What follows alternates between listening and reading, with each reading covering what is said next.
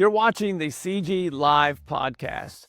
Now, the content for these podcasts are a little bit different than our normal pods as we bring on members and do long-form interviews. These were actually recorded live at our events with members that were going on stage to present, so the content is killer.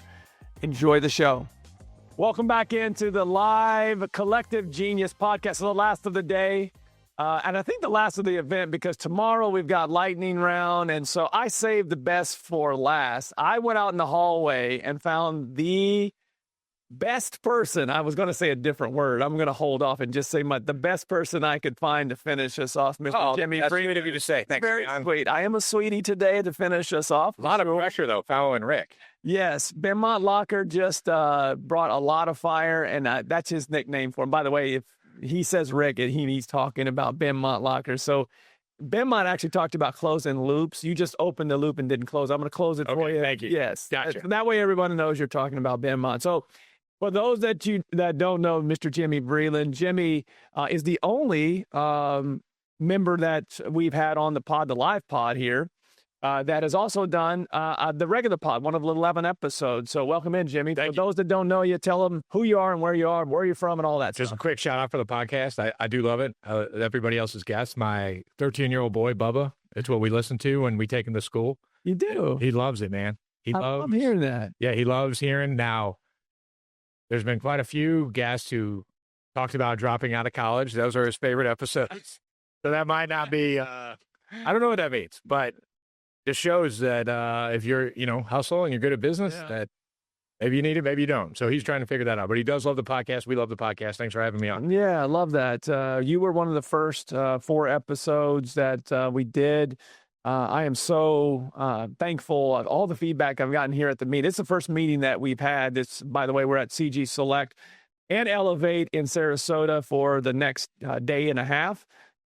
You're helping out a lot here, obviously. Jimmy, who operates out of St. Louis, does a lot of construction, has 3 different markets, St. Louis, Little Rock, and Wichita that he operates out of, property management, the whole 9. Our CEO member, like he has graduated to the highest level of Collective Genius, and he also helps us and has helped us now for 4 years, really help CG Select level members continue to grow and scale to what they want to grow and scale to. So let's start with takeaways so far. We're a day and a half in. Yesterday, full day in the main room. Today, more breakouts. Let's talk about today. Anything that's stood out to you in the breakout sessions today? We did an exercise where we went through a book called The Positive Intelligence, and everybody took an assessment, kind of another personality assessment, like the PI test or like the Colby or like Myers-Briggs. Me and my team have all taken this assessment, but the group just ate it up.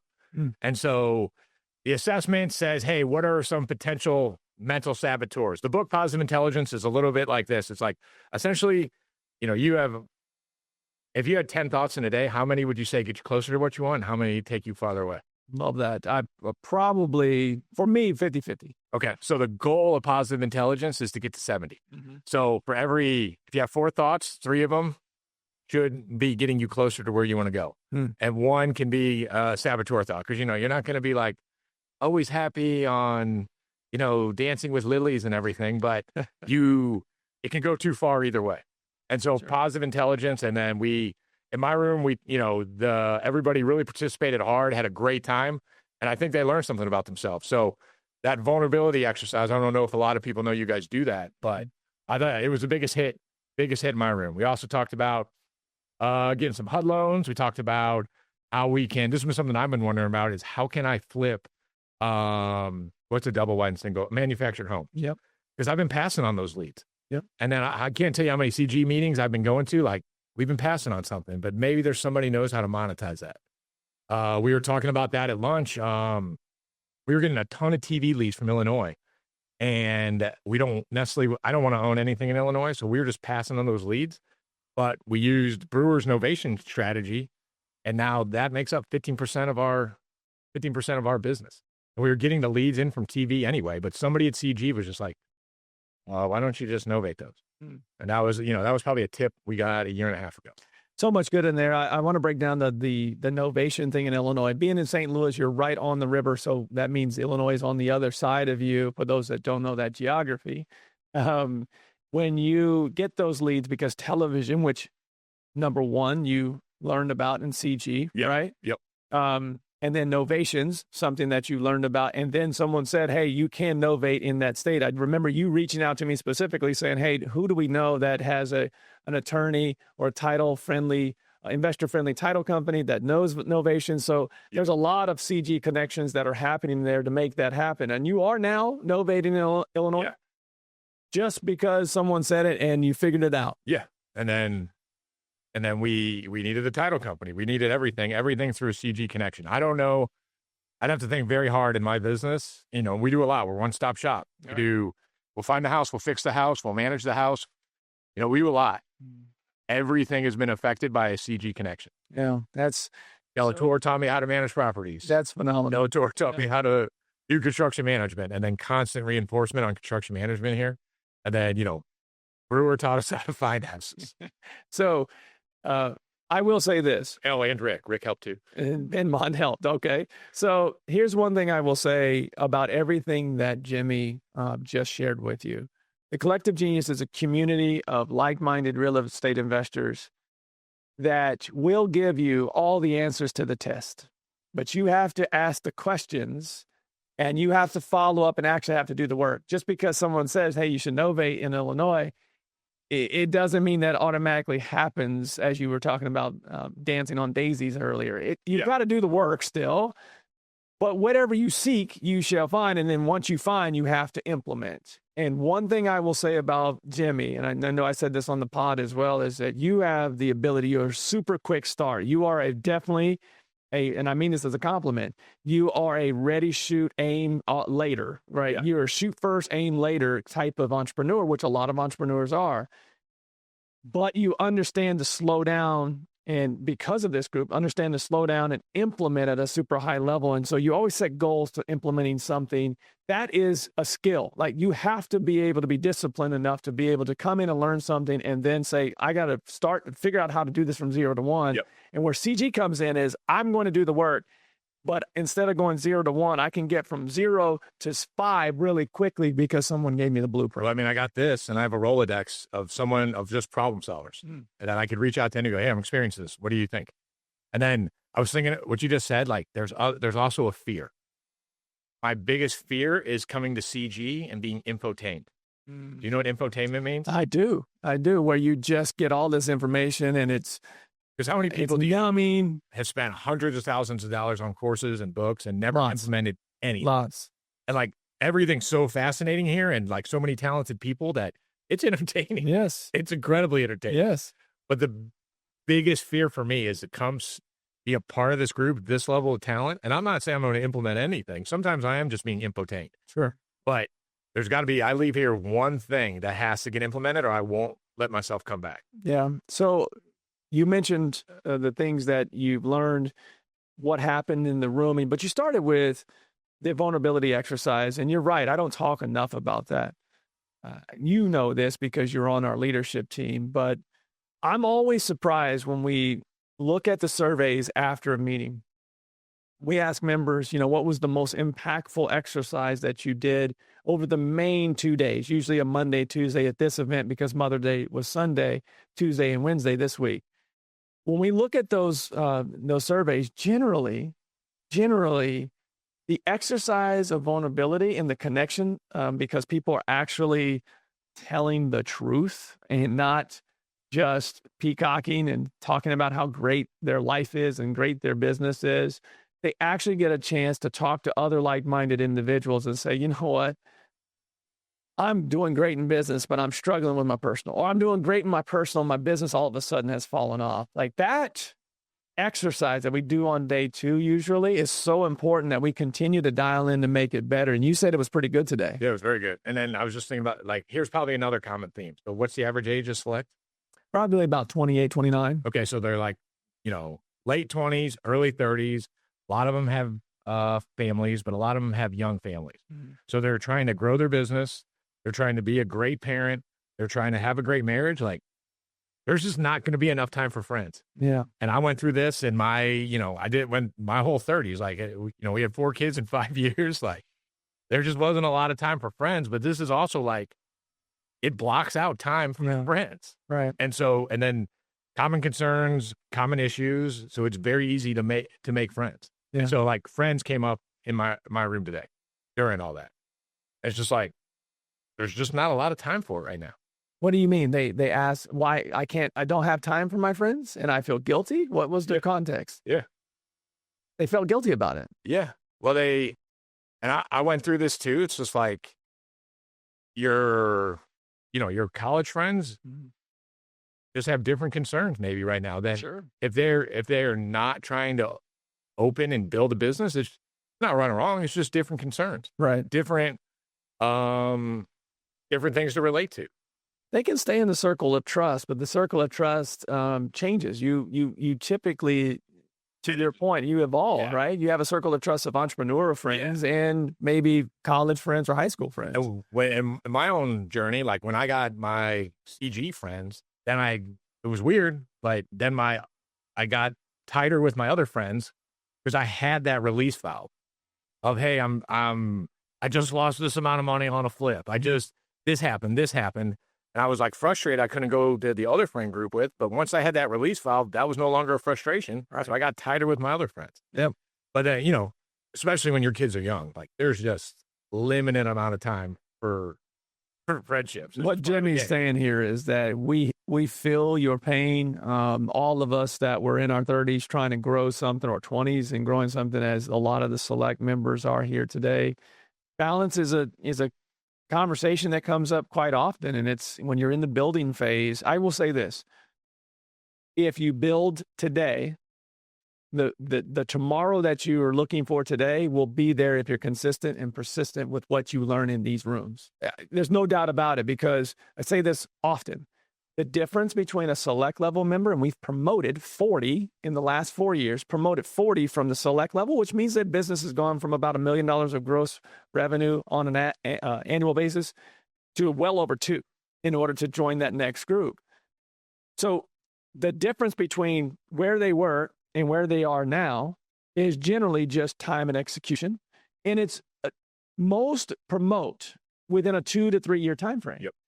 And so you may have this window of less of a season for friends, less of a season for balance. But if you do it correctly and you set your goals properly, again, by what you learn in this room and the learning curve with the blueprints that are given to you, really take that time down. Instead of 3 years of no friend time, it may be 1.5 years. Yeah. But there has to be sacrifices. Yeah. As you were saying that, Ryan Berry came to my mind, like select member, came in, does 30 deals, now does consistently 100. And I was just like, oh, that's the CG effect. Yes. Like, I'd be shocked if he wasn't doing that. I would say that he's a perfect example of somebody that has just transformed personally, physically, mentally. His business has transformed. And again, it goes back to when you're in an environment like this. He was an older member, right? That saw a bunch of younger members doing better than his business was at the time. He's admitted that. He said that to me before. And it motivated the mess out of him. Pat from the Quad Cities said the same thing to me. The first meeting, they were like, all these young guys are kicking my tail right now. I mean, that motivates me. I love it. Speaking of that, you're at a CEO level. And I know when the first meeting that you facilitated for CG Select, I remember you saying, I can't believe you guys pay me for this, because the things that I'm learning in this room will ultimately make me an additional $1 million. Are you learning anything at this meeting? Yeah. Is there anything that you're planning on implementing based upon something that you learned this week? I got to do some homework, but I just walked out of a thing where how to flip manufactured homes. I mean, dude, I've been passing on these for a long time. Right. And I remember Mike Moulton a long time ago gave a presentation on it. Big Mike. I don't want to do that homework right now. Yeah. But he was doing new construction. These weren't new construction that presentation was on. No, these were existing manufactured homes. Existing. He was doing new modular construction is what he was doing. I'm talking about existing manufactured homes that I'm seeing on the market for like 15 to 20 grand. And I know will make good rentals. and I know could probably pass FHA inspections. I would encourage you to do more research on that. The 3 markets in which you're in, Missouri, Arkansas, and Kansas, you're going to have a lot of inventory opportunity. Right. For sure. Anything else that stood out? I'm still processing. Still processing? Okay, we came, yesterday was still There's a lot. It was awesome. Well, let's speak about yesterday, and then we both have to get upstairs to end day 2. But I do want to talk about your presentation on the main stage yesterday. Summarize that for the group and what you presented on. So I summarized one of my favorite books ever called What I Learned Losing $1 Million. Great title. Yeah. And I think there's a lot of confusion in investing because people aren't precise enough in their speech. And so the whole book lays out what trading, speculating, what investing really is, and gambling and betting. And so the book is hilarious because it's about a trader going up $1 million, losing $1 million, and an economist pretty much, commentating on the cognitive errors he was making. Mm-hmm. And so my presentation was just I just went through how I had made all those cognitive errors, hoping that there was somebody in the audience that maybe I could save from the pain of bad flips, bad cash management, all of that type of stuff. Yeah, we're real here, guys. It's super important. I think the other piece of feedback that I shared earlier, that a lot of people want to know what people are doing well. I think it's also important that with this group, you do see warts. We force people to show, where did you have issues? Where Tommy Har presented yesterday, we talked to him about it, that he went down the whole Bitcoin cryptocurrency, lost a bunch of money. That stuff we're sharing it through the presentations. What feedback did you get from that presentation? Because I know a lot of people came up to you. So the whole point of that book is that if you're engaging in financial transactions to be the right, and it was a 45-minute presentation, so I'm going to cut to the chase, but you're engaging in financial transactions to be right, or for entertainment, which as someone who's a quick start, I'm very susceptible to doing things because it's exciting. Yeah. Is you're gambling and you're betting. You're not investing just because real estate's associated with. And so the number one job of an investor is to have a plan, to have a decision-making criteria and adjust it, tweak it, and stick to it. And that you don't judge yourself as a human or an investor by the results of your investments. You judge yourself by the criteria and the decision-making process that you made to get there. Best example of non-real estate example was, remember the Seahawks and Patriots Super Bowl? Seahawks, Patriots, yes, the Marshawn Lynch. Yeah, the Marshawn Lynch. Yes. So, Pete Carroll, his decision to throw the ball, all the data said he should throw the ball. It was a sound decision. If you look through his decision-making process, it was sound. Mm-hmm. And so do you think it was the worst call ever made in the Super Bowl, or do you think it was the worst result ever made in the Super Bowl? I think the data said that that's what they should do. The result ultimately didn't pan out. It turned out to be a terrible decision because of the result. Well, I would argue horrible result, but sound decision. And as a human, I think we're saying the same thing. You just said it a bit more accurately. Yeah, that's all we can do. It's I've made horrible decisions and got results I've wanted. Mm-hmm. And that to me is almost more dangerous than when I've still done the right thing. Usually when I make a mistake or have a result I don't want, it's because I was either ignorant of something I needed to know and I learn it, and then that's not a loss anymore, it's tuition, or I was just off my decision making. And so just another lesson learned, another pain point to reinforce the learning. I think there's something there that'll lead me to my last question here. There was a time there where the market was really super hot, and a lot of investors, especially in this room, thought they were the stars. And we don't talk enough about it, but I think it's a good point to make here. I think you, as an investor in general, at all times, I don't care if you're CEO level, Elevate level, any of our tiers or beyond, you have to check yourself to the point of always learning, keeping up to date with trends, preparing. We always say in this group, we cannot predict the future, but we can surely prepare you for it. And now, right now, the market is normalized, I think, for most people. I love it. It's so boring right now. It is so boring. Love it. And which is perfect for, especially us that invest in the Midwest. Yeah. So we're doing a panel right now upstairs, and they're asking, what are you seeing in the market? And that's the great thing about a group like ours is you have members from all around the country. You're a Midwest investor in markets that don't see a lot of appreciation, nor do they see big downturns as well. If someone were in the Midwest right now investing, or just in general, your thoughts on what you're preparing for in the marketplace?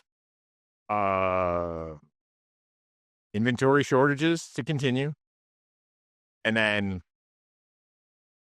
at a minimum, appreciation in the Midwest is going to keep up with inflation.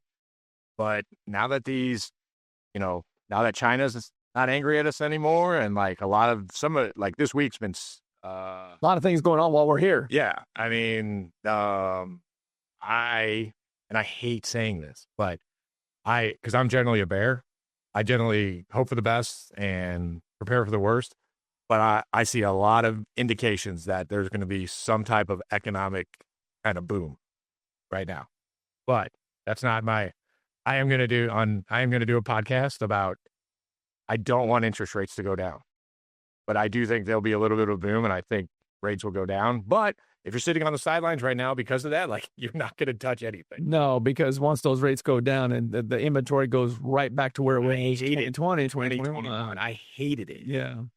It's super. I mean, you could sell a deal easy. Yeah. But everyone was getting the number that they wanted as a seller and beyond. Yeah. Frankly. So if you are, and I think that's the consensus that we heard last week on our all hands on deck, all of our members on one Zoom call talking about preparing for the marketplace. And I think a lot of, especially in those bigger markets that set the trends usually, some of the wisest investors we have in the group said, look, hey, we see this, as not as good as fruitful as it has been, with one caveat: if rates go down. Yeah. If rates go down, all things go back to 2021 or similar to what we were seeing during the COVID times. Economically, macroeconomically. So back in the Army, like when we would jump off the helicopter, it wasn't like we would just go charge in, right? Mm-hmm. We would take what's called a tactical pause, where we'd sit on a knee and we just sit and listen for 5 minutes.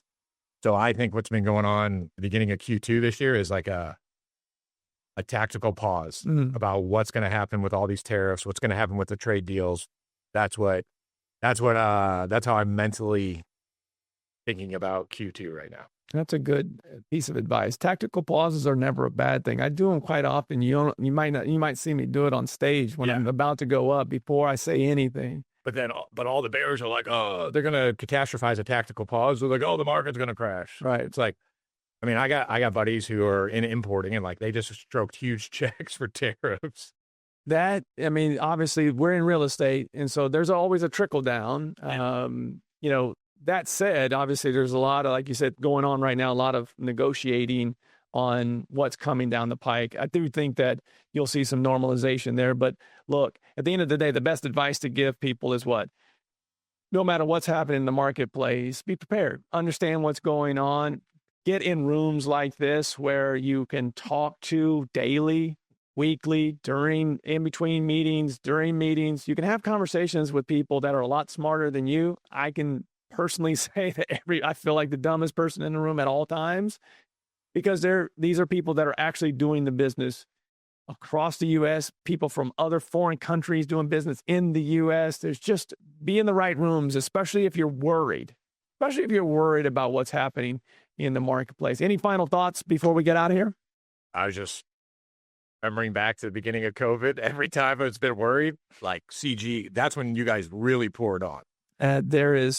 It's the greatest insurance policy ever. I know it's not sexy to podcast about insurance policy. Right. Well, somebody once said that. I forget who said that. It's been a while since I've heard it, but the best insurance policy you could have is a community like this, because when things do go awry or different and you see changes in the marketplace, that's when we step up and start doing 100+ member Zoom calls, and everyone is helping each other. I remember during COVID, Mark in Kansas City helped everyone with property management, especially those in, markets like New York and California, and say, hey, this is what you need to go about doing. And so I agree with you. And I personally believe that, if you execute at a high level because of the things that you learn in rooms like this, that no matter what the market is, you're still going to be a star. Now, you may get less of a piece of the pie, but you're still going to be a star. Yeah.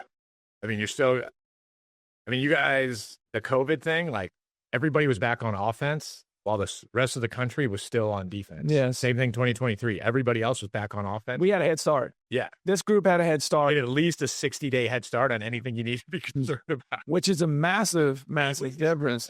Massive difference. All right, we got to get back upstairs to this group.